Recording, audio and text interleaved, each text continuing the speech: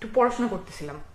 সারা বিশ্বের মধ্যে যারা অনেক দিন বাঁচে, সবচেয়ে বেশি দিন যারা বাঁচে, তাদের লাইফস্টাইলটা কেমন সেটা নিয়ে একটু দেখতেছিলাম। কি পাইলা খুঁজে? অনেক কিছু পাইছি। এর মধ্যে অনেকগুলো জিনিস হচ্ছে ডাক্তারি খটোমটো বিষয়, একটা মজার গল্পও পাইছি, শুনবা? বলো। গল্পটা হচ্ছে জাপানের একটা অঞ্চল, নাম হচ্ছে নাগানো। তো 1981 সালে জাপানের সবচেয়ে বেশি স্ট্রোক করতো এই নাগানো অঞ্চলের মানুষ। কিন্তু এখন জাপানে গড় আয়ু যাদের সবচেয়ে বেশি, অর্থাৎ সবচেয়ে বেশি দিন যারা বাঁচে, তার মধ্যে অন্যতম হচ্ছে এখন নাগানো অঞ্চলের মানুষ। তো আমি তোমাকে প্রথমে বলি, নাগানো অঞ্চলটা হচ্ছে খুবই শীতপ্রবণ একটা এলাকা, আল্পসের মধ্যে, মানে চারিদিকে পাহাড় পর্বত ঘেরা এমন একটা জায়গা। অনেক দিন ধরে শীত থাকে, লম্বা সময় ধরে ঠান্ডা দিন যায়, অনেক তুষার পড়ে ওইখানে।